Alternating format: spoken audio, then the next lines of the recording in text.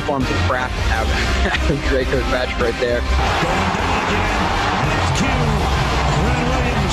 Fighting through contact, fighting through offensive line, being double team, multiple moves stacked into one, just a play of pure domination. This is actual film, this is actual football talk. It's a football show, we're supposed to talk football, not storylines.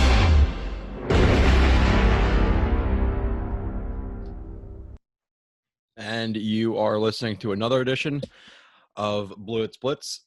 Sorry if you were wondering what I was trying to do there during the intro. That's me realizing that my computer is on 17% and needs to be charged before I start doing the show. A couple days after we just did the Clark review. Appreciate all the comments on that, all the views, everything like that. Like I said, the YouTube channel was built up from literally 0 followers, along with Sabo and along with Michael Nania. So we appreciate that we're getting over 1,000 views and all this stuff. So let's keep building that up. Tell people who are Jets fans about the show. Like I said, 21st edition. Today we're going to do 26 plays of James Morgan. And then the next show we're going to do Huff. I think it's about 28 plays. Then we're going to do Desir, then either Cager or Fant. And then after that, we still have guys to go like Van Roten, Peanut, Guidry, Jackson. Like we'll be doing some of those guys. And then other than that, throughout this summer, I do want to do a couple of different shows in terms of like some more fun shows, or maybe not as fun. I love film, but we're gonna do a mailbag. Going to do a top 25 players on the Jets roster. Do that every year. I always love doing the top 25 players. It always creates a lot of good conversation. So a couple weeks before I do that show, I definitely, if you are a big fan of the show and you listen every week, definitely make your own top 25 and then see how it compares to mine. And most likely going to be Kyle Smith on that show, or definitely going to be Kyle Smith on that show. He always does it with me. We'll do a 55-man roster prediction. And then I'm going to try to do a call-in show somehow. Like I said, live stream on YouTube or Zoom, and I'll give people the Zoom number. You can call in. Again, you don't have to call in on a video. You can call in and just be a cell phone symbol on the screen if you're not comfortable, or if you don't have a camera, that's fine. And then we're also going to be doing, so that's 1, 2, 3, 4, 5. So there's another show we're going to do too. I think we're going to do a show with myself, Nania, and Robbie Sabo. And we're doing like a wrap up of the off season in totality, probably in a month or two, with everybody from JetX. So that'll be fun. Other than that, the housekeeping. As I'm recording this, you're probably going to be getting this like 2 days later than I'm recording it. No new reviews, but again, we had 3 last week, so I really appreciate that. Again, it helps a lot of different things. If you're watching on YouTube, if you have the podcast app, you listen to other podcast, just find Blewett's Blitz, drop a 5-star. And if you do leave even just a review of good show, 5-star, once we get another 20 more, I'm going to be putting everybody who wrote reviews into another pool for a free t-shirt and a free year subscription to the website. So, some monetary value there. At least if you're planning on spending that monetary value on JetX, then you're getting it for free. So, and you could pick whatever shirt you want. Let me see if I could do this, Jet. I've never done this before, I don't think, but I'm going to show the screen. I'll just show what we have. Some people probably don't care. Some people might even click off and go, "Oh, who the hell? What the hell?" Is there? I don't know how to really. Oh, okay. So you can see some of the shirts here. I'm just scrolling through them. They have a back too. All of these have a back. So like I said, whatever shirt you want, Captain Morgan, if you just think it's funny. Captain Morgan's Jet shirt. Like I'm sure people aren't a huge fan of Captain Morgan, GM Joe, Adams and Darnold 2020. So there's a ton of stuff here again, but not to spend too much on this. I like the Blewett Split shirt, JetX, another JetX. I like this one probably the best right there. All right, but to get off of that, because I don't want to make too many people click off the show. Getting into James Morgan. Let me just adjust my screen now that it's all. I just screwed it all up. Everything was nice and set. Let me see if there's any other housekeeping we have to do. Nope, don't think so. Okay. So for James Morgan, we're gonna get into, like I said, 26 plays. Quarterback, FIU, 22 years old. 6'4", 213. He went to another like Miami International, or wherever the hell it was. I honestly I don't know the other school off the top of my head. I could have written down, but who the hell cares about the other school he went to before he transferred to FIU? I believe for his last 2 years in college, could have been his last year again. Should I know that, or should I tell that to you guys? Yes. Do I care? Not really. We're gonna go over the film and see what he has. So I don't really care about all the other things, whatever you want to call it, all of his kind of points of talking, like, oh, the transfer this year, whatever. I don't. Who gives a shit? So strengths and weaknesses. Size. I think he's a good frame overall. 6'4", 213. Big time arm. You're going to see the arm in some of these plays that I show. Velocity on balls is ridiculous at some points. Tight spirals show up often. I wrote down a quick release, slows down a little bit on deep balls, but it does for really everybody. Good pocket patience, which honestly hurts him at times. Was asked to read full field at times at FIU. Decent mobility, good deep ball. Not afraid to take a shot. Solid poise.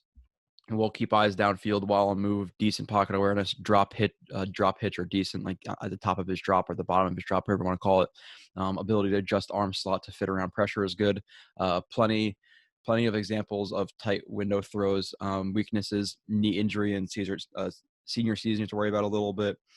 Base can be a little bit narrow. He steps in the bucket too often. He can rip balls, which we'll talk about. Anticipation lacking at times, where he really has to see a guy open then throw it. He doesn't really anticipate windows. Even though there are some really tight window throws that I do see, but I didn't see a ton. And again, to be transparent, I will talk about that in a little bit, actually. Doesn't activate full body into throws, takes unnecessary sacks. Accuracy can be shaky. Needs to get through reads quicker. Feet need to be pointed more. Needs to drive through front foot more. Can be reckless. Forces ball instead of throwing it away. Needs to set feet more consistently when able. What I was able to watch and what you'll first see, I had one game of all 22 against Miami, and to be frank, I wasn't very impressed in the Miami game in 2018. So we're gonna watch that, and then I got YouTube views of him against Florida Atlantic, Arkansas State, Tulane, and Miami in 2019. So again, transparency. I got 4 games of YouTube and 1 game of all 22. I'm not here to lie and say I watched a bunch of all 22 of him and then only recorded the stuff on YouTube. So let's take a look at some of his plays. And again, especially there's a couple positions that are really hard to evaluate when you have, and like I think quarterback might be a little bit easier than some other positions to evaluate on the broadcast angle, but you're not really seeing necessarily the full concept. You're not really necessarily seeing the full defense. If you are from the broadcast, you can't see their reads, how smoothly they're going through their reads. Like you can try to guess with their head, but it's really not that easy. But there are positions that you like absolutely need all 22. That's corner, that's receiver for the most part, unless it's a lot of short stuff. If he's like a slot or a Z, maybe. Just safety. There's a ton of offensive line, defensive line. There's some positions that are really hard. Quarterback, you can get away with a little bit, but let's see what we found, at least, like I said, on YouTube and all 22. Again, with the first portion of this show, I think the first 10 or so plays are going to be all 22 views, which is good. Mesh shit concept. Mesh shit concept. I don't know if I just said mesh shit concept, but this is a really generic college concept. Again, mesh underneath with these two guys, and you're gonna have to sit over the top. If you are going to pull these linebackers, wherever the concept may be, whether it's zone or man, if both the linebackers carry the two guys running the underneath drags, then you have this guy sit over top. It's like a snag route, sit route, whatever you want to call it, and it's like the parting of the Red Sea, and it's usually open. So it's a short concept that really kind of puts a lot of pressure on the intermediate zones of a defense. And as you see, so this is my problem with this play. So they are running some type of zone. Looks like it could be like a cover 2, but it looks a little bit odd for a cover 2, to be completely honest. My issue with this play with Morgan is, and this is not I remember, this is not necessarily an easy play to make. Like, this wasn't the most obvious play for him to make. Like I'm going to criticize it, but it wasn't anything crazy. So he gets to the top of his drop, and what I want to see him do right now is notice that this linebacker is clearly with his hips opened up to the drag route from the boundary side. He should know at this point that this guy is going to be open underneath of it. It's 1st and 10, so he give him 5-6 easy yards, maybe even more with potential room to run. Now he does have pressure from his right side, so I would like to see him be reading this mesh concept at first. You're supposed to read the mesh and then the sit, at least the way I was taught it and the way I understand the concept, because this develops quicker than the sit route. So I would like to see him notice the hips of the linebacker right here, slide a little bit in the pocket, and just dump it off underneath to this guy. He can even throw the ball now. This guy is not going to be able, unless he's an elite athlete, to just lunge towards this guy. And at that point, it'll probably even be pass interference. So there's no way that this guy is going to turn and be able to match this drag from the field side. So at this point, yes, it's only 2 yards right here of distance, but you need to be able to make this throw. Even at this point, he needs to just use his natural arm talent and hit that route. Obviously, you could tell it's pretty open. If he were to hit it, like I said a little bit earlier, if he was to throw it about now, this corner is opened up, and he would have obviously a ton of room to run. This guy gets blocked. There's going to be some inside pursuit and 2 safeties. This could have easily been anywhere from 10-yard gain to a 30, 40, 50, 60-yard gain. This could have been a touchdown, obviously, if you can break a few tackles in the open field. Now, it looks a little bit easier from this view right here. Again, you'd like to see a little bit of just a slide from him right here, and just a dump off. Even if it's like a fadeaway, you should be able to throw a ball 10 yards down the field and just put it on the receiver. It's not like this ball needs a lot of accuracy. It doesn't need to be completely leading the guy. It just needs to be on him. So he just needs to put float the ball out there, let the receiver adjust to it. And even at this point, like you could see him continue to look down the field and have the ball in a position where he could throw it near his chest. Like he has the ability to throw this ball, but he doesn't. So this is where you're going to see some of the criticism that he takes some unnecessary sacks. He really doesn't need to.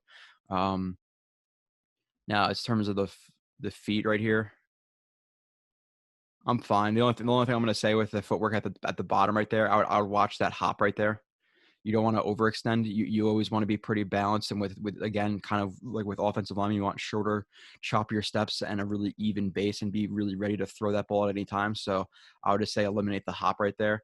And at this point right here, again, he should be reading the mesh concept, and linebacker hips open like we talked about, and just dump the ball underneath. This is where you need like that anticipation throw, and it's not like, it's anticipation, but it's not like it's just probably one of the more easy anticipation throws you're going to make. Now he has pressure again. It's not the easiest play to make. You would like to see him get rid of the ball, but at this point right here, it's only like, if you watch it in full speed, which I will show, it's only like a second window he could throw this ball, but right here he needs to just dump it off. It looks like his eyes are going more to the rush right here. And at this, like I said, he needs to recognize that this is open. His eyes need to stay downfield. You can't just concede this play and take the sack at this point. So I'll play this in full speed from the beginning. You're going to see some of the things I'm talking about. Again, it obviously develops quicker as we're not breaking it down, frame by frame here, but it is something that he needs to improve on in terms of getting rid of this ball with anticipation, reading the linebacker's hips from the boundary side. Again, seeing that they open up right here and get rid of the ball now, but he doesn't. Takes the sack. So let's look at the next play. All right. Morgan risky, 3rd and 15. All right.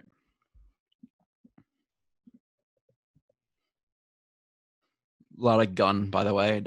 I don't know if any of the plays that I saw of him were from under center. I don't remember off the top of my head. I will see, after these 26 plays, but I honestly, off the top of my head, I really don't remember him ever taking a snap from under center, which you will need to do in the NFL. And listen, we've talked about this before. This is a guy that the Jets never hope they see on the field. minus preseason, and maybe in mop-up duty if they're beating a team by 24 points and want him to finish the fourth quarter. Like, that's fine. Get him some reps. But obviously this is a position that the Jets or guy the Jets never hope they really see in a meaningful game. Like I said, minus a blowout and him coming in to mop it up. Oh, by the way, didn't even say, I always forget. Brett Favre jersey. I felt it pretty obvious. He's from Green Bay. He was a Packers fan. He always says he loves Brett Favre. I have a Brett Favre jersey. Not by my own doing. It's actually my dad got it for me for Christmas. And I really didn't even want it at that point. Because I think that's after like the Jets started like 8-3, and then like they were on their losing streak at that point. And that was like the end of the season. Like the Jets just blew like 5 games in a row to not make the playoffs. You think I want a Brett Favre jersey? He's gonna leave next year. Like, but regardless, I have it. So you have a double move. You have a like that corner post right there from the slot.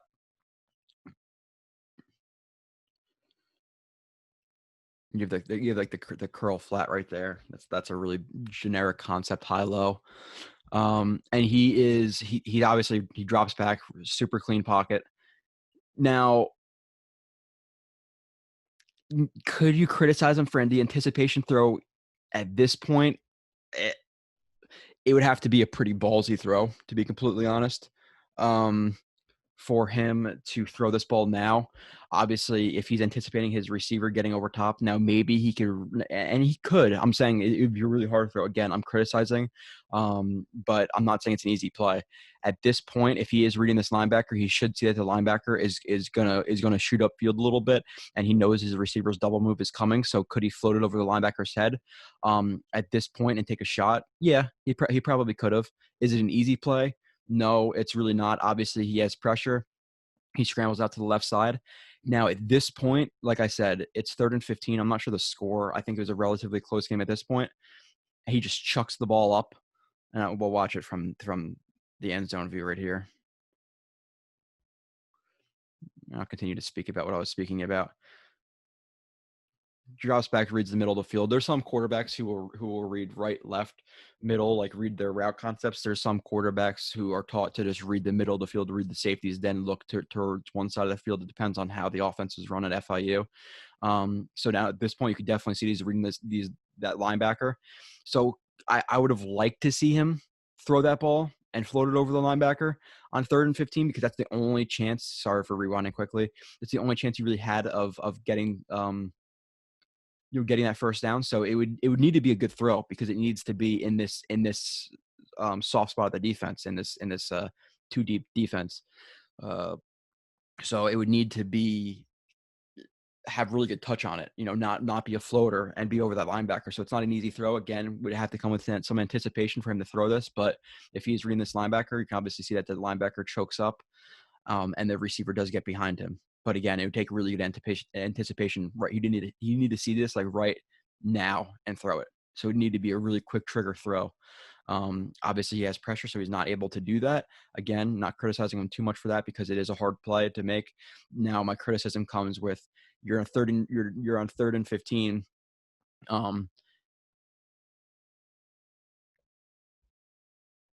I put 3rd and 15 check down is there. Yeah, the check down is here. If he is, again, small criticism. Could he have hit the check down and this guy maybe run for a first down if this receiver laid a block? Yes, he was reading this.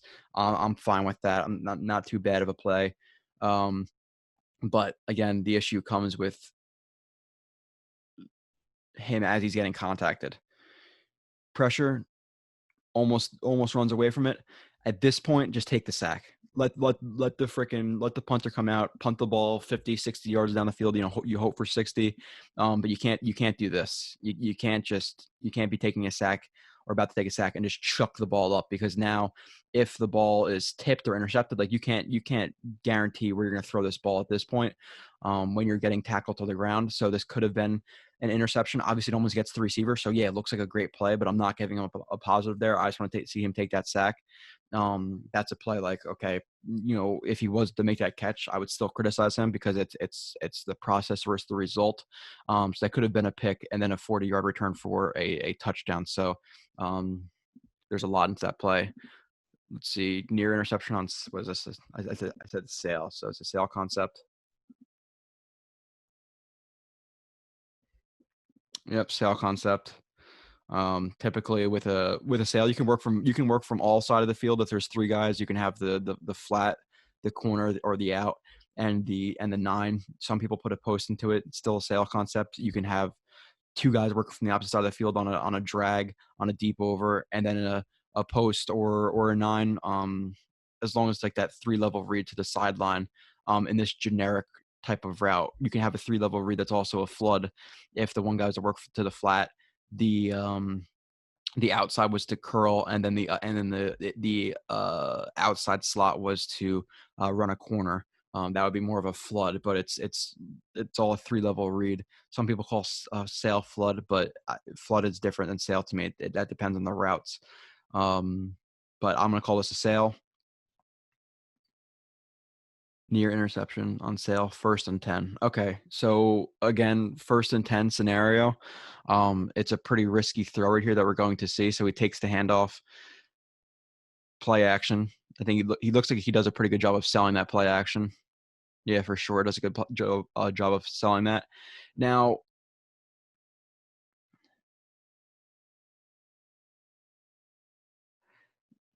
yeah, this is a risky play. He's not going to throw the flat right here. This guy is right is this defender is right on him. Now he's looking to the deep over from that works from the boundary side, and he just chucks the ball up. Now maybe this is watching this again. Maybe he was anticipating his receiver cutting in front of this guy, and just trusting his receiver to make a play one-on-one. But it is almost an interception. So a little bit of a miscommunication maybe that right there from, I don't know if it's his receiver. It looks like he's a receiver right here, working from, again, the boundary side. Good job selling the play action right here. Look at that tuck of that ball. So that is a positive. I definitely like that play action, looking to the running back like he's actually waiting for or looking where the running back is going to be running. Reads the flat, pumps it, almost goes to throw it, but he doesn't want it. Looks to the deep over, and chucks the ball up. Now, it almost looks like from this view, he was trying to chuck the ball out of bounds because he wasn't even really looking at the deep over. But if you are trying to chuck it out of bounds, make sure you get it out of bounds, because this is almost an interception. So again, if he was just trusting his receiver to make a one-on-one play deep down the field, I get it. But on 1st and 10, it's not necessarily something you want to see. All right, next play.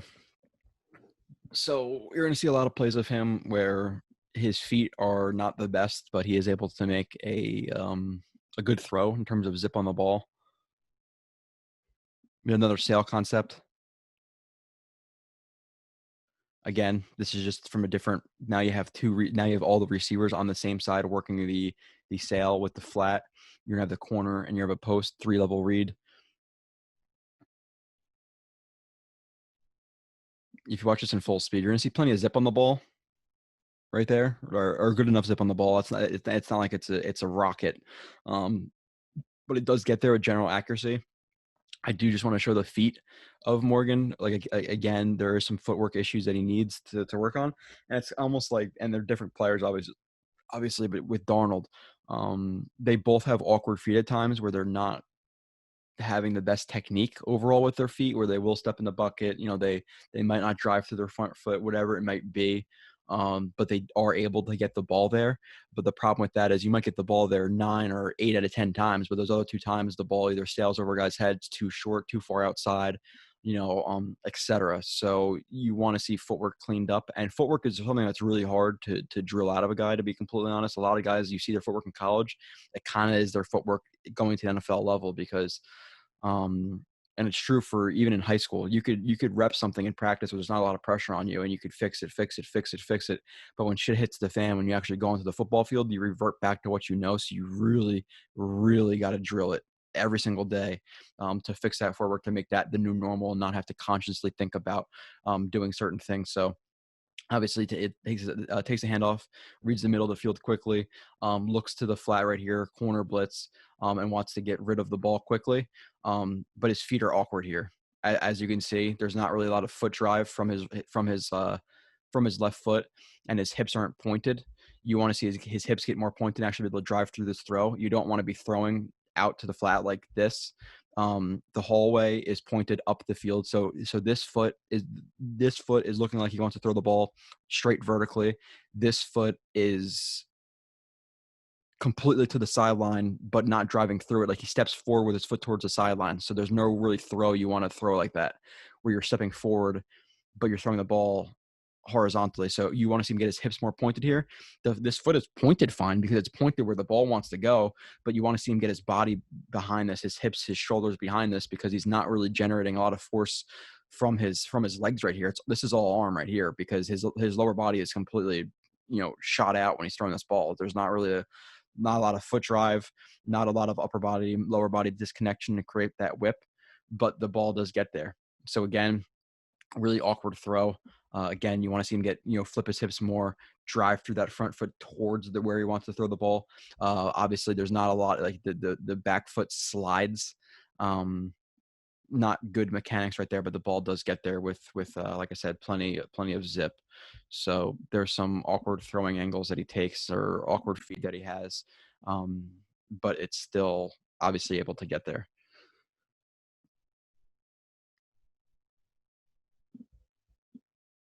All right, so you have a mirrored route combination where you have your two sits and the verticals.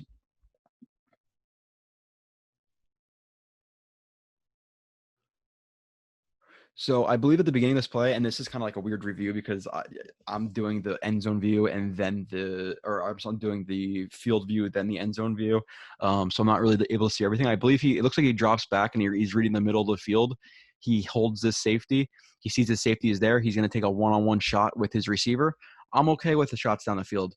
My issue is I think he waits a little bit too long at this point. Once he's even, you got to trust your guy. You got to feel this pressure. He doesn't. And he gets hit, and the ball is obviously it gets thrown too far inside, as we're going to see, and the ball is picked off. So if you're watching the end zone view, again, takes the drop, reads the middle of the field, sees that safety is there, holds him there, and then he obviously identifies the one-on-one matchup pre-snap on the outside, and then after he reads, after he takes a snap, he confirms pre-snap what he's seeing. That's going to be a one-on-one matchup. Again, reads the middle of the field. I don't like at the top of his drop. You see how his feet are just completely frozen. You want to see him. You want to see a little bit more bounce on his feet and more ready to throw the ball. You don't ever want to see your feet completely frozen, which it is for a while here. Obviously, the left tackle gets beat pretty badly. You don't want to see the tackle get beat like that. But you'd like to see him maybe step up in the pocket right here, have a little bit more active feet. You don't ever want to be flat-footed in really any position on the football field. So I would like to see him definitely clean that up. Again, I think a little bit too much of a hop at the top of his drop on this one. And I would like to see him identify it, step up, and throw the ball now. He waits a little bit too long, gets hit, and the ball, because he gets rid of the ball as he's being hit, doesn't come out cleanly. I'm not going to really criticize the throwing motion there yet because and it almost gets there, to be completely honest. A good play by the safety covering a lot of ground right there. But if you're going back to the first view, I definitely want to see him get rid of the ball earlier right here and have, more active feet. Again, at this point, throw the ball. He waits another notch, and that's why he gets hit.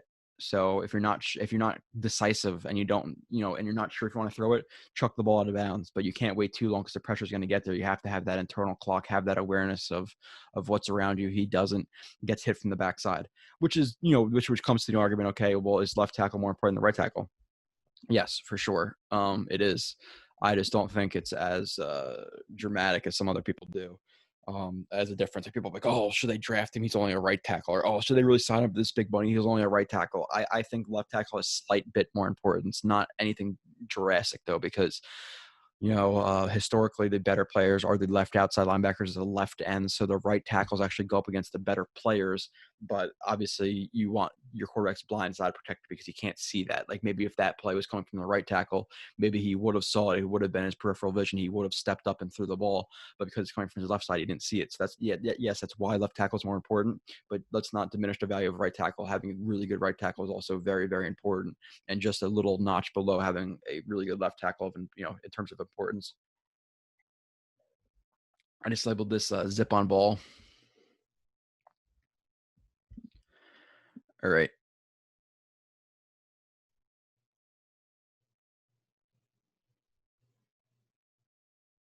It's another weird looking defense here. We're gonna focus on. Okay, so it looks like I can't tell the okay, so it's 2nd and 3. It looks like, and it looks like to me he identifies pre-snap that he really does want to go here. Checks the middle of the field, looks right to the bottom. Now we always talk about NFL. Like if the receiver can see you throwing the ball, it's probably too late. And I agree with that. And here he could see him throwing the ball, so I'm going to label this too late. In the NFL against better corners, this is not going to happen. So you want to see more anticipation here. You want to see him throw the ball. He knows the break is coming. The ball should be gone right now. Right now. It's a little bit too long. His base is a little bit too wide right here. It's not the best throwing base. Again, you want to see feet more shoulder width apart at this point and a little bit more active. You can see at the bottom of his break right here, his feet kind of freeze a little bit. So he's not able to generate a lot of power through his hips and a proper throwing motion. Now, again, the ball does get there. If we watch it here, the ball does get there with plenty of zip. You're going to see right here, plenty of zip on that ball. But the anticipation, a little bit too late. He takes the hit. And again, versus in the NFL, this might not work because the ball has to pretty much be there and hit the guy in the face as he turns around, or about to be hitting the guy in the face as he turns around. So waits a little bit too long. Again, the ball does get there though. So arm talent is there. Again, looks like he identifies pre-snap that he wants to go to that matchup. Reads the middle of the field, looks to it right at the top of his drop. But again, looking at his feet, what's going on with the feet again? He's throwing to the sideline over here. The hallway is pointed up the field. Obviously, this is not a very good balanced throw. This foot is pointed that way. So you want your feet really in line. We're going to see a play or two of his feet in line. You want the hallway pointed, the mid part of the back foot pointed towards you want to throw the ball. You want to see the lead foot. You want to see him drive through that back foot, open up his hips and create like a whip like motion driving through this foot. But we talk about with the hips and offensive linemen all the time. If you're trying to open your hips up and really whip through this ball, you're not going to be able to open your hips up and whip through the ball when your foot is pointed in not the opposite, but a different direction than the back foot. I'll show you a better example of this when we get to a good throw, because I know there is one in here, but you don't really see a lot of drive. You see what I'm saying? For that left foot, he's planted, he's locked. He's more like locked into the ground. Again, this is all arm. Not the worst throwing motion. Ball is nice. The ball is nice and ready. Comes up pretty quickly. He drops it a little bit, but that's completely fine. Complete arm. Hits the receiver. All right. Next play. 7. Zip on ball. All right. Again, this is a trend, throwing his arm or showing his arm strength. This looks like it might be a good play. Yeah. Okay. Better. Definitely better play. Play action. 1, 2, 3-step drop. He's reading this linebacker right here, who's in his zone coverage. He's in this seam hook.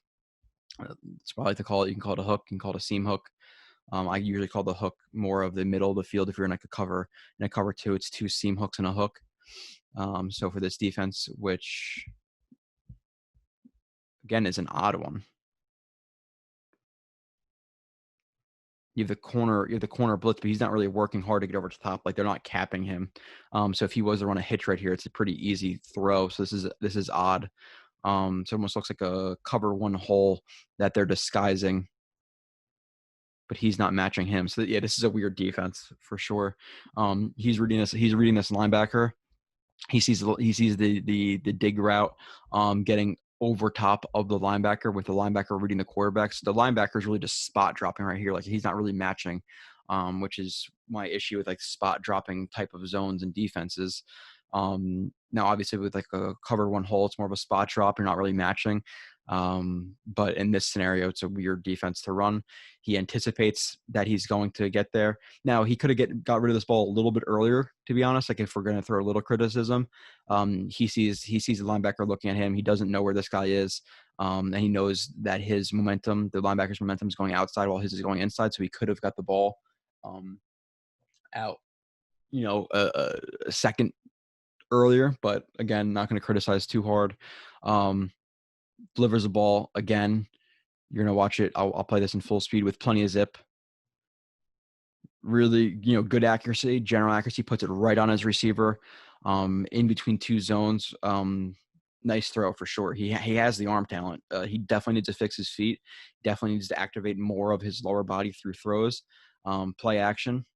Now, there are some people who will criticize any play action that doesn't look like a full play action, a full well-run play action. But there are scenarios in play action where you're going to cut it short because you feel like there might be pressure. You don't want to carry out a play action if you're going to anticipate pressure, because then you're delaying your eyes from reading the defense. So if you are anticipating a blitz, which here it looks like you're going to have a 1, 2, 3, 4, 5, 6 scenario, a 6 versus 6. So you're feeling a blitz. You're not sure if everybody's going to be picked up. So he does cut it a little bit short. He doesn't carry it out. It looks like he does identify the blitz coming. If you see his eyes.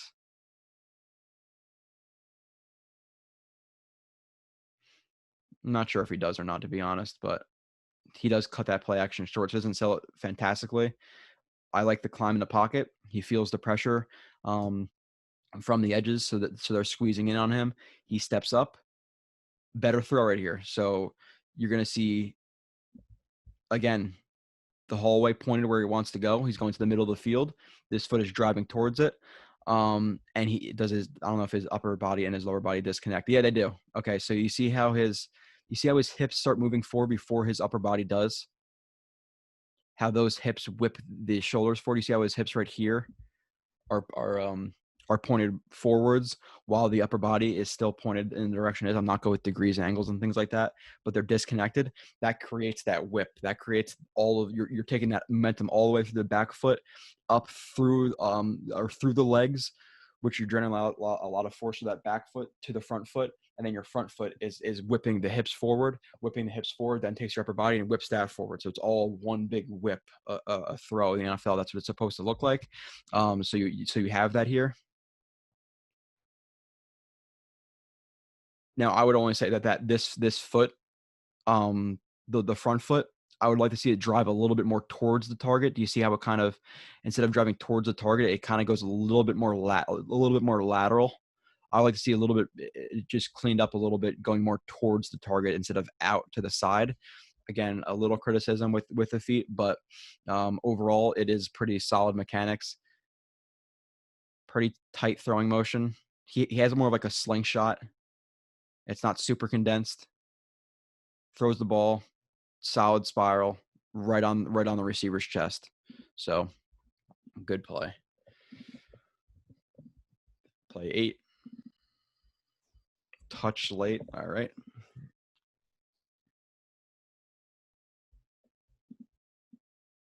Okay, so they're running like a mirrored hawk concept. This is what I call a hawk. We have 2 outs and the 2 verticals. Play on. So you have a 2nd and 11. You have a 2nd and 11. He drops back, reads middle, looks to the left. Now, again, these linebackers are just spot dropping. They're not matching anybody. I don't like how Miami's running their defense right here. So again, what I talked about before, the receiver can see him throwing the ball. It's too late. That's how I operate. So at this point, with this linebacker here, the ball should be out now. Right about here, the ball should be being or about to be out of his hands. So he throws the ball a touch late, which, listen, again, College, this works. In the NFL, if this corner right here sees that he's loading up and explodes to this, so you're either going to get a pass deflection or your guy's going to get absolutely lit up. The corners are touched late. Maybe this linebacker is a little bit better. Whatever it may be, you want to see the ball out just a second earlier here, half a second earlier. Again, good zip on the ball, puts it in between two zones. The receiver takes a shot, not too big of a shot though. So a touch late, like I labeled here. The feet don't look bad. Again, with the front foot, it looks like he's stepping more to the side. You see more of that lateral step. So his hips aren't able to, his hips aren't fully activated. Yeah, his hips aren't fully activated on this throw. Again, really good zip on the ball, though. We're going to watch this in full speed from this angle, and you're going to see how fast this ball gets there. Like he has an arm, that's for damn sure, but a little bit late on that one. Stare down, misses wide receiver. All right. Yeah, I think this is a deep. Yeah, you have the vert seam concept right here. Vertical stretch play is what this concept is. You're stretching out the defense vertically.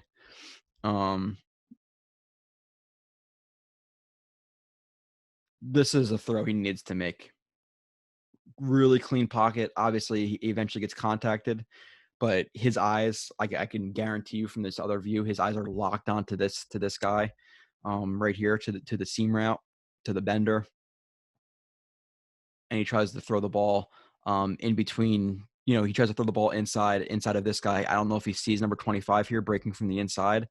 It's obviously a risky throw that you don't necessarily want to make. Now it's an overthrow, but he needs to read both of these guys. He needs to be reading both of these. You obviously don't want to just stare down the bender. As soon as this safety, this DB carries the bender, he needs to load up and throw this ball. So I think he gets rid of it a touch too early. If anything, he can pump too. Like at this point, this guy he's committing to the inside. Look who's wide open. This guy is wide open, and he never sees him. This is a easy touchdown, unless this guy has elite hips, can speed turn, and has elite acceleration and closing speed, which I'm assuming he doesn't. I don't know if this guy got even drafted. He might have. Play action. I think he sells it pretty well. He sells it pretty well. Eyes get around, and look, you see his eyes down the middle. He never looks to the 9 route. Eyes are locked. Eyes are locked. Eyes are locked. Eyes are locked. Eyes are locked. Throws the ball. His feet are a little bit better here. Hallway is correct. He drives through the front foot. The front foot is pointed.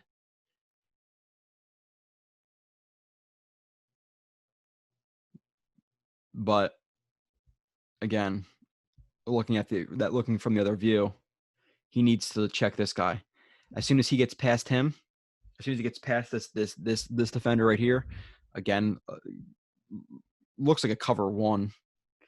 Yeah, I would say it looks like a cover 1, but he's playing this like it's almost like a zone. So I don't know if this guy is just that bad, or if it's again a weird defense that Miami is running. But he's almost looks like he's passing it off to this guy who's put in a really tight or in a really bad position.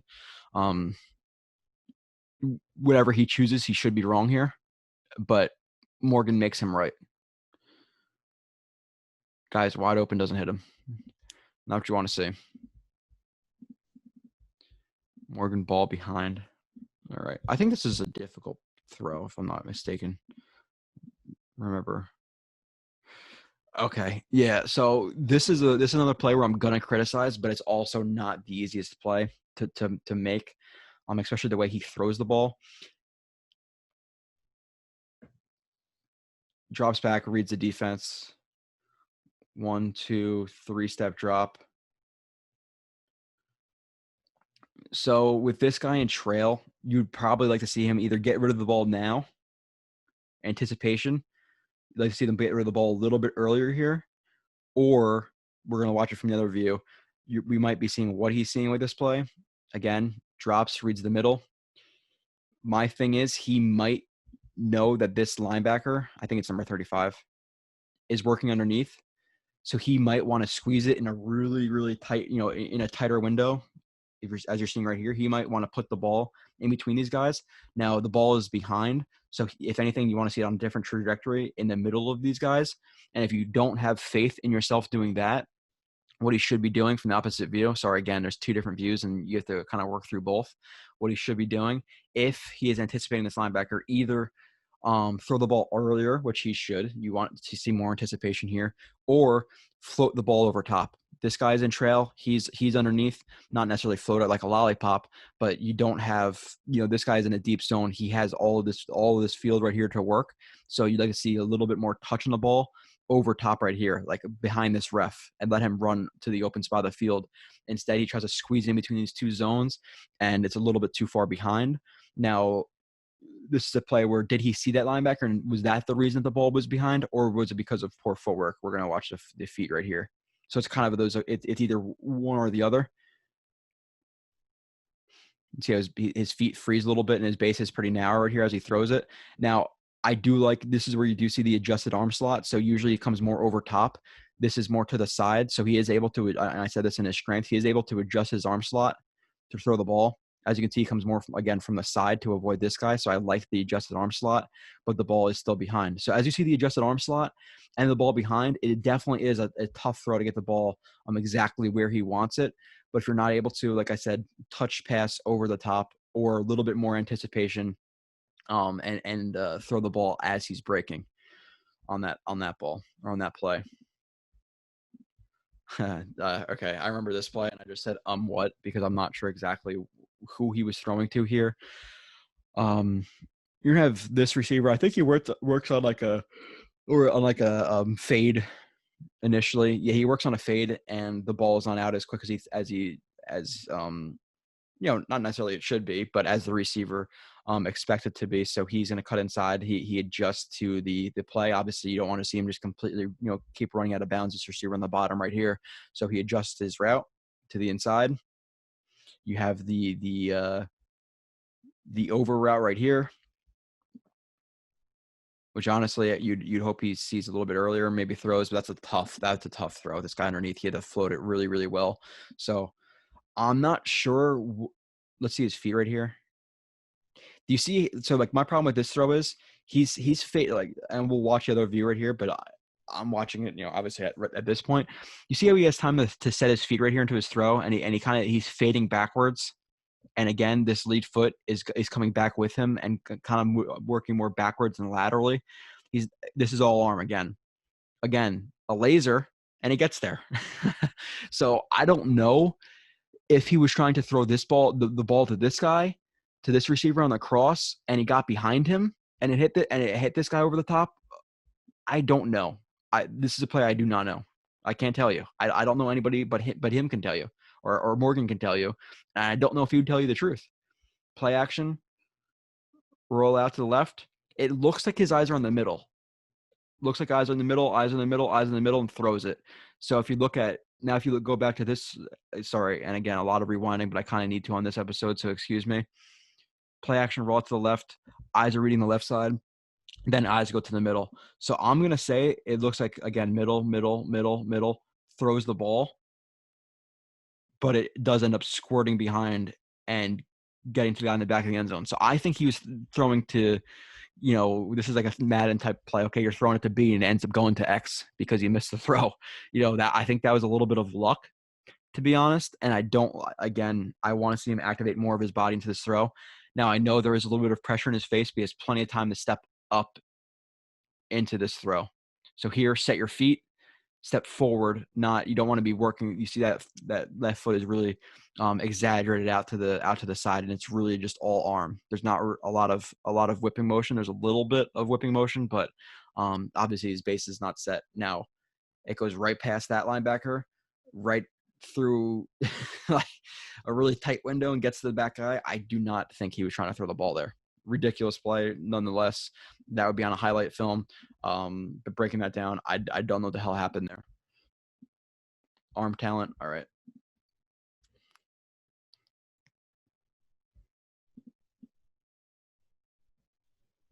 China concept.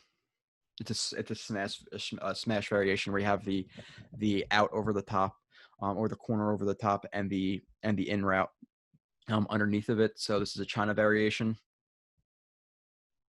A throw again where he is not stepping into it because there is a linebacker screaming off of the edge untouched. As they design with this blitz, you're gonna have all of these guys in here pull the right tackle to center inside. The linebacker gets free, or the safety, DB, whatever he is, and Morgan is able to get the ball there with really good zip. So this is where I kind of lose the all-22. I get him not wanting to step into this throw because there's a guy right in his face. So, but he is willing to take a hit though. I'm good with that. He's not cowering down at the end of this. He's willing to take that hit and playing it in full speed. You will see some of the arm talent on this. So he identifies the in routes open, whip. Like look at the location on this ball again. The arm talent is there for sure. Right in the guy's face. I can guarantee you that it hurts to catch balls from him in practice. Or in the game, obviously. The game, your adrenaline's going, so you don't really think about it as much. But in practice, you're like, damn, dude, chill. Zip in soft spot. Again, this is versus Arkansas State, so. And I don't have the end zone view. Drops back. Immediately, he's just reading the half field right here. He has an isolation route on the backside, so if he doesn't see anything to the left side, I would imagine that the isolated route's a little bit deeper here. That's what I'd imagine. It's probably just a 9.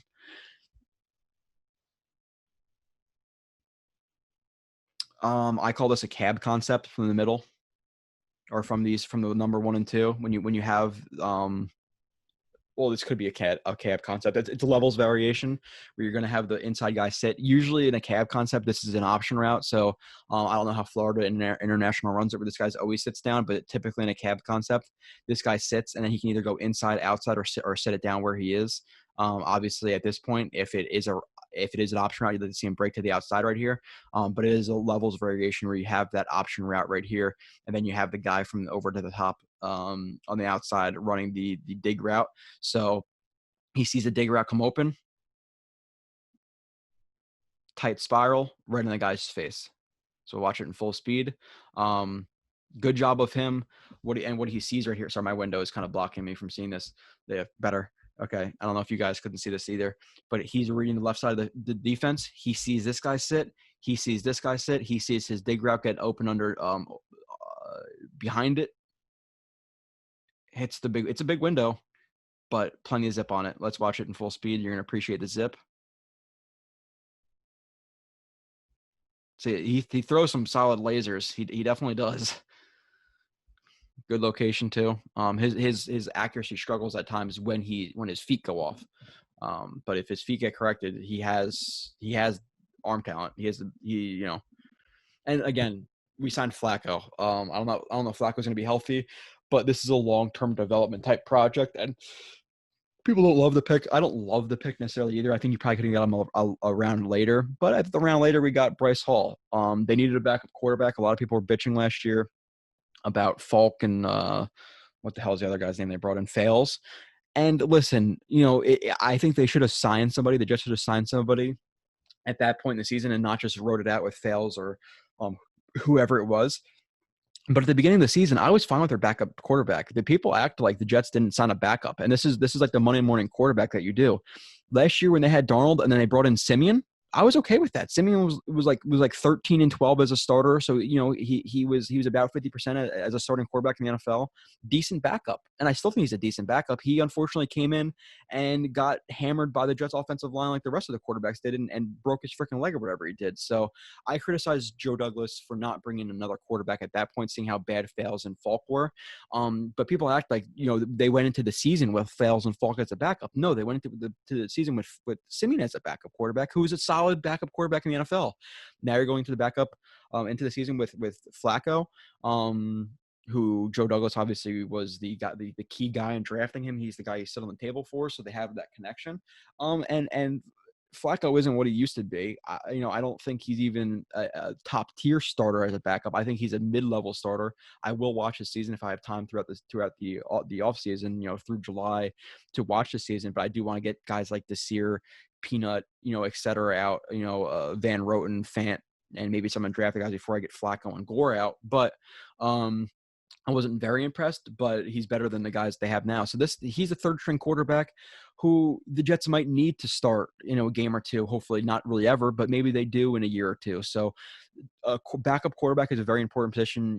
Bring up the cliches about Foles winning, or the the repeated topics about Foles winning the Super Bowl, but it's true. So having a backup quarterback and drafting him is fine. And now people are like, oh well, they drafted or they have Flacco. So like some people are on the fence of, oh well, having Flacco now it makes even more sense because now you're not relying on him as your backup as a developmental guy to come in. So correct. I agree with that reasoning that you want Flacco and Morgan as a 3, and then Morgan to be the backup, in 2021 and on. But people are criticizing the pick, like, oh, now, and then there's some people who are criticizing, like, oh, well, it doesn't make any sense. But there's also the same people who are bitching about not having a backup quarterback, last year. So if this guy is a backup quarterback for the Jets for 3-4 years, and in year 2, 3, 4, he's a solid backup, then it's a worthwhile pick. Hopefully, you never see him. But at the same time, with that, yeah, would I like to see a receiver there? Whoever was on the board at that point, yeah, probably. But I'm not going to kill the pick, So wide receiver drop right here. Again, a lot of shotgun from FIU, pretty much all shotgun.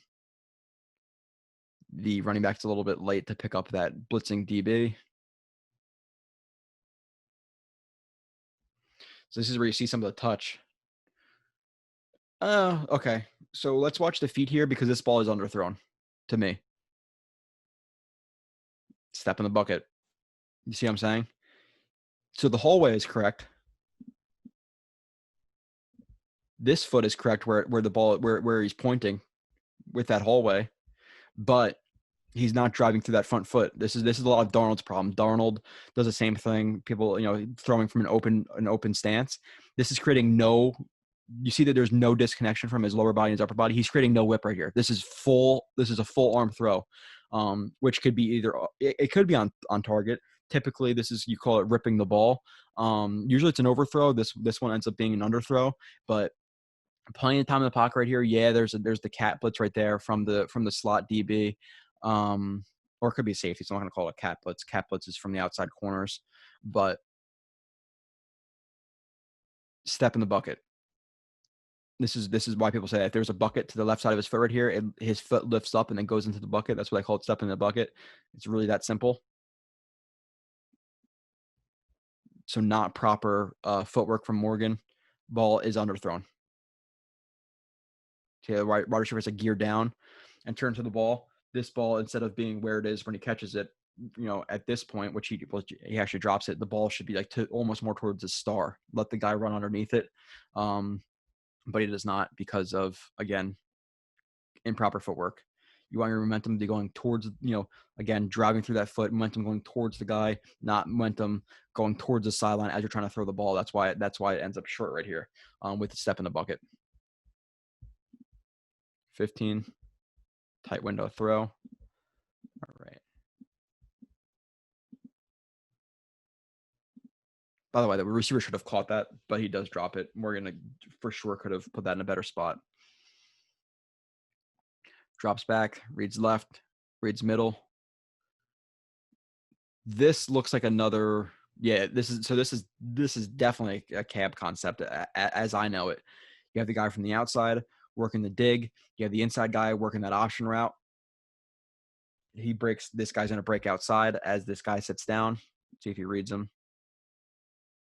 Looks like his eyes flash to that linebacker. He's going to break outside. Yeah, cab concept. He sees this linebacker carry a little bit, just a little bit, sees the window for the dig. Good whip, puts it right on the guy between, the underneath the intermediate zone and the deep zone. Watch it in full speed. So good read right here by Morgan on 3rd and 9. They get that first down. See the ball, see the movement. That's a freaking. It's a good ball. Looks like his feet are better here too. Subtle movement. His feet freeze a little bit, but hallway is correct. Looks like he drives through that front foot a little bit more on this play. You see that more of that whip motion right here. Laser. All right. Tight window again. Again, I wish I had more all 22 of him, but at the same time, it's kind of a blessing in disguise because how many people are going to want to watch 60 plays of me breaking down James Morgan, a quarterback to never see. But for the real fans out there, which by the way, a lot of you guys commented on the YouTube thing last time where some people were like, oh, you know, I'm not gonna say who it was, but higher up, not on my website. Nobody on my website that really tells me what to do. Said, oh, maybe you should dumb some stuff down. I don't. That's what I said last show. I'm not going to do that. I don't know why people would want me to do that. Like, that's not the reason this film show. There's a lot of, trust me, I'm not going to call out names. The people who know me know there's some names that I don't necessarily respect who are just going to put out things. Oh my God, really powerful play. Great play by Becton. And then they get 1,300 retweets. There's guys out there who a lot of people retweet and think they're great. And I watch them their stuff and I'm like, this is not correct. And it's not really that not innovative, but it's not really that in depth. Like, you know, but that's what people draw to. They like the easy stuff. Oh, powerful play. He buries him. Cool, man. Actually, if you watch the play, he tripped over his offensive lineman. That's the only reason the defensive end buried the guy, but you didn't mention that he tripped. So yeah, great play. Play action. Sorry, I'm a little bit of a dick, but it's I would like people to see some of these bigger, higher ups out there who you might trust now and watch some of their film. Be like, you're not really breaking down a lot here. Reads the left side, half field to read. Step in the bucket. See what I'm saying with that footwork again. Hallway is correct. Left foot goes out to the side instead of driving towards his target. So this is again not activating your full body through the throw. Much more of an open throw, using only your upper body. Again,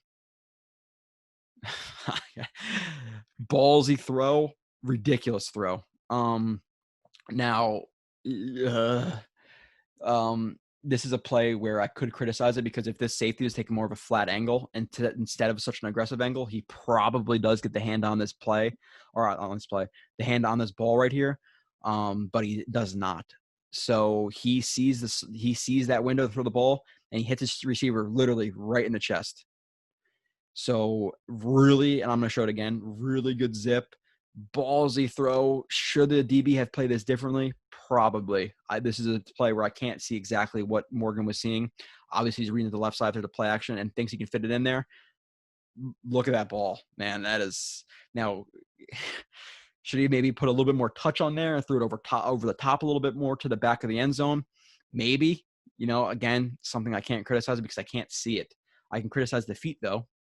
There's no reason to be fading more backwards right here.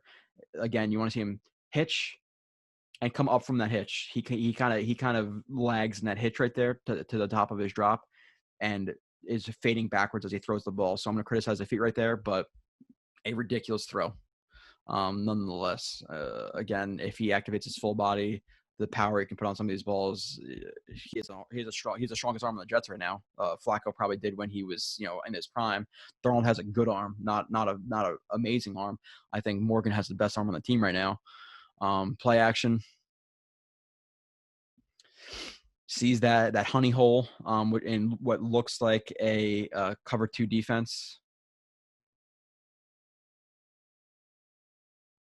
I'm not sure exactly how this is designed, but this is not. Maybe this guy was just in man coverage versus one of these guys in the backfield, but it does look a little bit odd that you have 3 zones right here or 4 zones that are really condensed. You don't really want to see that, especially with no guys over to that side. So a little bit odd, but a 2 deep defense, at least on this top of the screen. Maybe it's like a cover 6. Some people try to get fancy and call cover 6 cover 42. Maybe it's just the way they learned, but whatever. Reads this side. He sees that this guy is going to be staying underneath in his curl to flat. He probably knows that the safety is going to be working from over to the top, so he needs to put touching the ball while putting enough zip on it, right in between 2 guys. The footwork, again, see what I'm saying with the footwork? Not good. Get to the top of your hitch, generate power, come upfield, work upfield, and then work up through your hips, up through your feet, and create that whip. You're not going to consistently get balls. Look how he's throwing this ball when he's getting rid of it. All arm. He's not doing any force forward with his hips and with his feet. So freaking fantastic ball. It is. You know, it gets there. But you know, like I said, 8 times out of 10, if it gets there, great. The other 2 times, I'm going to, you're going to be criticized because the ball isn't there. So fix the problem, even though it's not a problem in this play. Right in the receiver's chest.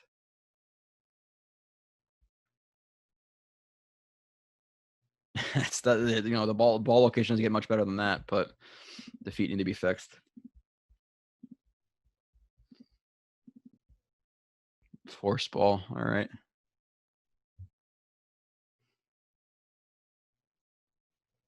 Yeah, no need for this play. 1st and 10, as you can see. I'm not sure what the game situation is at this point in the game, but drops back, reads the middle, feels a little bit of pressure off his backside, scrambles out to his right, rolls out to his right. And again, this is a play where he needs to set his feet more. There's no reason for him to jump throw this ball. What is the reason for that? He has room to throw it, So he needs to set his feet. This is not how you want to throw a ball. Quite obviously, it's not like he's getting hit or anything like that. Like he almost looks like he got sniped. Somebody in the upper deck just sniped him out and he fell down. There's no reason. Set your feet and throw this ball if you are going to throw this ball. Now it's forced. You have the guy working from underneath. You have the 2 deep zones. What looks like in a cover 6, ball gets tipped and it gets intercepted on 1st and 10.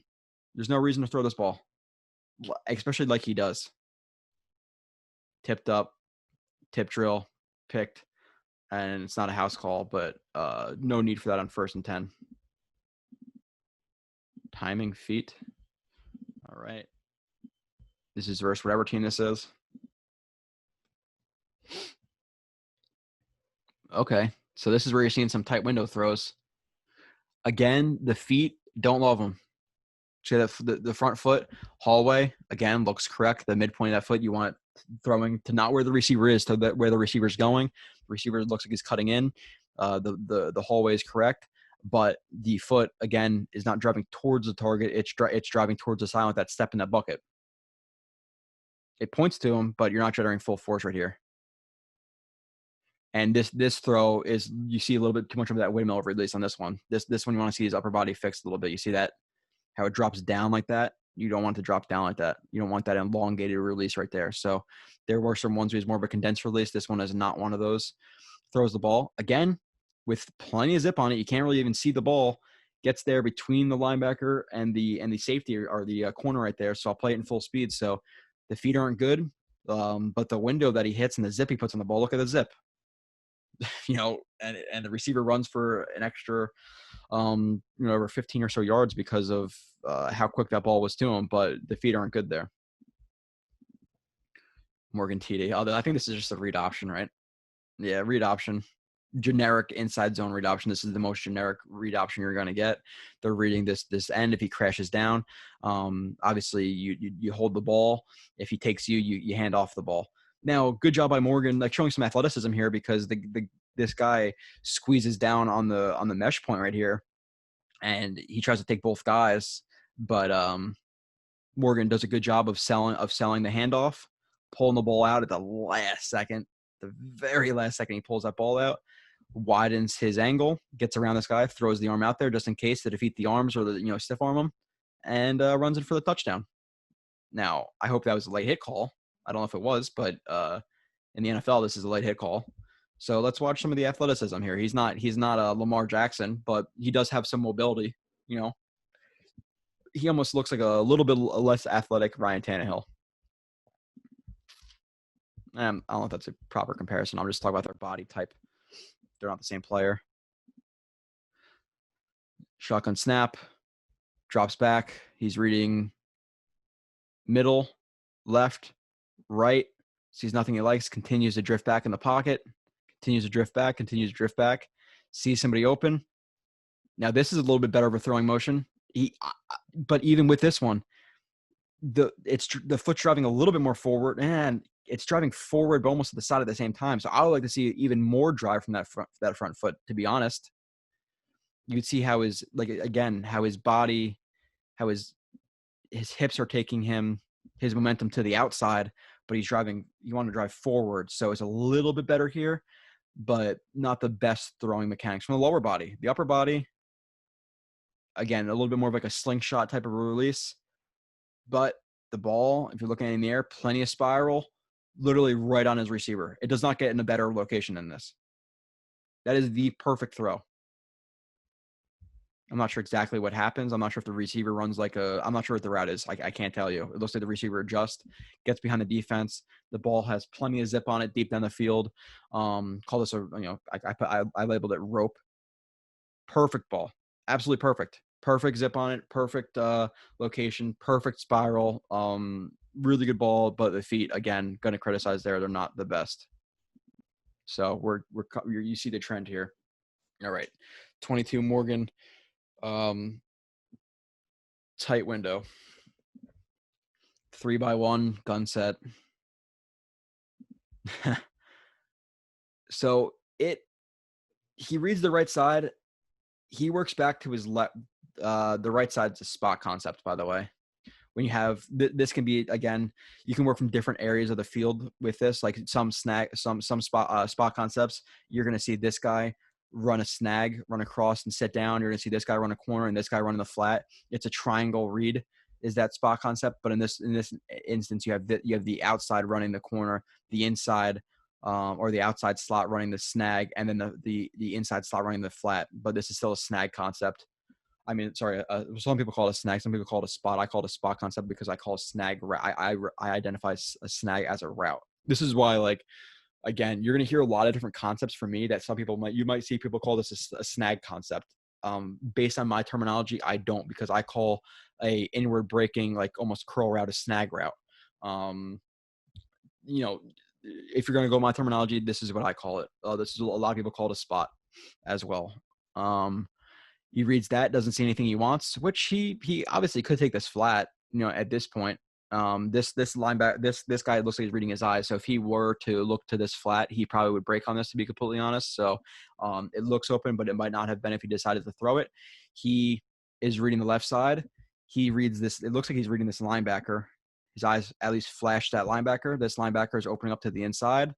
This linebacker's hips are open to the outside. He knows his receiver is running the isolated dig on the backside of this route concept. Fits the ball in there. Again, behind this guy, in front of this guy, with enough zip on it in front of this guy. Like 3 guys right around this throw. So let's see his throwing mechanics.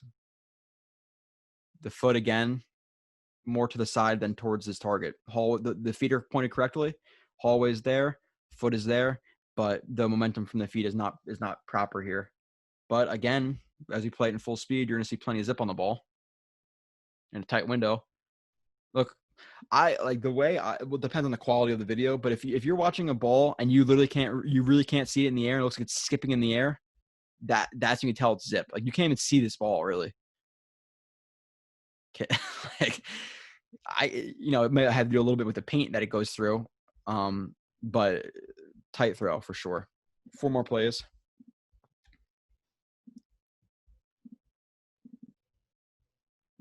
Double coverage interception. All right, so not a good play versus Tulane. Play action, drops back. Again, no need. Some people I heard, and I'm not going to criticize who I heard it from, they called him he's too conservative of a quarterback. I don't know what you're watching. Play action, drops back. Looks like he's staring down that route the entire time. So that most likely takes that safety there. Again, I cannot see what's happening deep down the field, but you don't want to be staring down one route, especially, when you're seeing the safety like that. Did it take the safety there? Was it a bracket initially? I don't know, but with the safety being there, I'm going to say that he should have been staring it down. Throws the ball into double coverage, and the ball is intercepted. Great pick, but you can't be throwing this ball considering the game situation. It's the first quarter. It's 2nd and 9. Live to fight another down. You're in a convertible situation. Like you could get 3rd and 9. Again with the throwing motion. Hitch, climb. He doesn't need to fade away into this throw. His feet become inactive here, and he becomes fine with throwing this ball. Again with the left foot. Like you want to see, if he's trying to throw this ball deep down the field, you want to see more of a crow hop. You want to see strong hitch, climb and almost like a baseball throw, like a baseball throw when they're throwing it from deep center field and they're trying to get to second base. Like you want to see more of that throwing type motion, like with like that crow hop, than you do him just loading up, really putting a lot into that back foot and not really generating a lot of force in that front foot. The front foot again out to the side and not towards his target. So the feet aren't good here. Now, yeah, listen, the ball travels what, 5, 10, 15, 20, 25, 30, 35, 40, 45, 50. It could have went probably 53 yards. He could probably throw a 60, 65-yard ball, honestly. I think he could definitely get the ball 60. I can almost bet full body into a throw he could throw a 65-yard ball. But no need for that play right there. And considering the game situation. 24 location.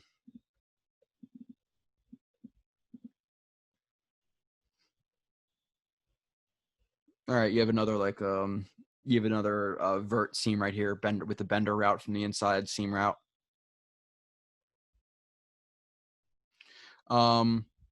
Drops back, reads the middle, sees the one-on-one matchup to the outside. Receiver has outside leverage, and this is the throw where he puts it absolutely perfect. High into the outside. This guy is inside of him. He puts it high and outside. It's perfect. It doesn't get, the location does not get better than that. And obviously, maybe could have done but back shoulder. When the guy's in trail like this, you don't want to necessarily throw it back shoulder. You want to throw it high and outside, which he does. Great catch by the receiver, one-handed. In this point, I would criticize the receiver for not going up two-handed. It looks like he could have reached that two-handed, but I'm not criticizing the receiver. Perfect location on the ball, touchdown for Florida International. 2 plays left. Needs to throw ball away. Okay. Game situation, okay, he might want to be a little bit aggressive here. It is 2nd and 7 though. Consider that they are down 28 points in this game.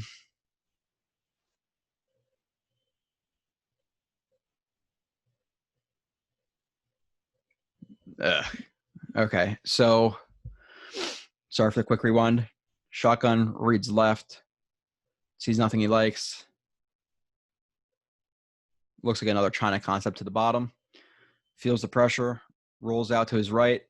This guy comes over top. He's in a break up field, so good movement on this play, kind of like a scramble drill. Sees down the field.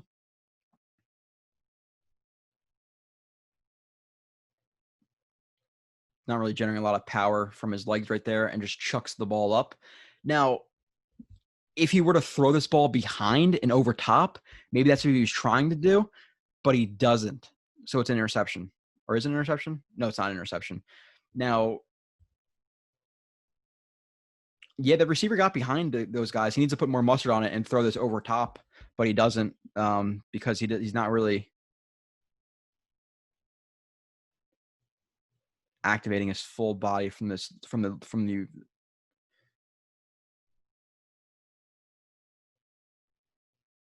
I like to see him widen his stance a little bit more here and create more power from that back foot.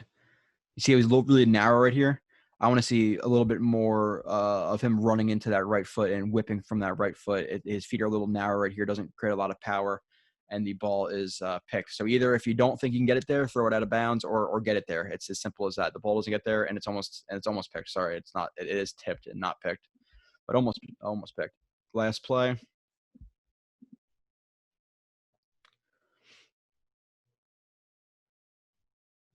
Yeah, see, like his some of his deep balls are really, really good location. Drops back, reads the middle, most likely holds the safety. He notices his one-on-one matchup to the bottom, sees his receiver with vertical leverage on his guy, throws the ball, literally perfect. This is frame by frame a perfect throw, right into your guy's breadbasket. You want to see the receiver catch this every single time. The receiver doesn't, and the ball is tipped up and obviously dropped. The feet on this throw, again, there's a guy coming into his face who maybe doesn't want to step fully through the throw, but I don't necessarily want to see this the lead foot fading out to the side right there, narrow base and a completely open throw, all arm. But at the same time of saying that, he has that natural arm ability where it literally does not get any more perfect than where he throws it. So criticize the feet, but it gets there. Like I said, those feet will come back to hurt him on a throw or two. So that's why I criticize on even on plays that are obviously a perfect throw. Great play by Morgan on that one to end it. That is it. Appreciate everybody for listening. Keep dropping those reviews and likes and subscriptions and comments on YouTube. I really appreciate the fans and the people of this show who continue to do those type of things. Again, I know people who watch the show with their like with their sons and stuff like that. So sorry for the language that comes out sometimes, but hopefully they get it on their TV and stuff like that's crazy to me. I really appreciate the people who listen to the show. Tell people about it, keep it, help us grow it. Again, with those reviews, that's what it helps us do. And then we get obviously more money for the site, and that leads to just overall better content, more writers, better equipment, etc. So appreciate all of you.